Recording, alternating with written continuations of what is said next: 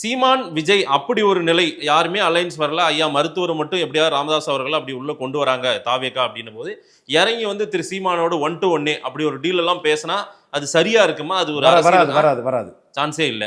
Chance இல்லை. ஏன்னா வீரப்பன் கொள்ளக்காரம்னா கருணாநிதிக்கும் ஜெயலலிதாவுக்கும் என்ன பாருன்னு கேட்கிறாரு. ஆமா, எம்ஜிஆர் ஊழல் பண்ணிச்சாரி சாராயவர்களை கல்வி தந்தை ஆக்குனாருன்னு சொல்றாரு. இது எதுவுமே அங்க பொருந்தாது, எங்கேயும் பொருந்தாது. அவர் எம்ஜிஆர் பொருந்தாத ஒரு விஷயத்துக்கு இப்ப எது சார் ஒரு கருத்துருவாக்கம் நடந்துட்டு இருக்கு? இன்னைக்கு நடந்தது எதுக்கு சார்? இது தேவையா? தினமலர்ல ஹிட்டிங் போடணும். அவங்களுக்கு என்ன நடக்க போகுது? இதனால என்ன ஒண்ணு நடக்காது. சரி, எதுக்காக இந்த நூலை விட்டு பாக்குறாங்க? 2 அணி அமைஞ்சாச்சு.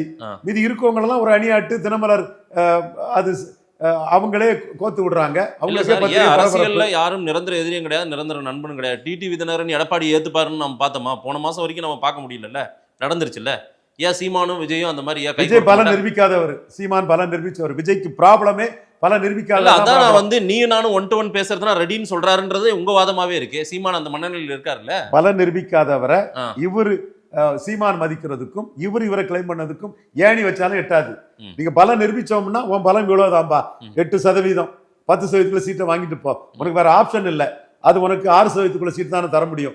நீ தனிச்சு நின்று அழிய வேண்டியதான்னு எடப்பாடி பிரேமலதா அம்மையார 2024 அவமானப்படுத்தினார்ல. எடப்பாடி அவமானப்படுத்தினார்ல. நீங்க பிரேமலதா அம்மையார் பலத்தை நிரூபிச்சுட்டு நிற்கிறாங்க. அப்போ அந்த மாதிரி ஒரு சூழ்நிலை பலம் நிரூபிச்சவங்கன்னா ஒரு சிச்சுவேஷனுக்குள்ள ஒரு 25% மேல ஏத்தியும் வரலாம், 25% இறங்கியும் போகலாம்.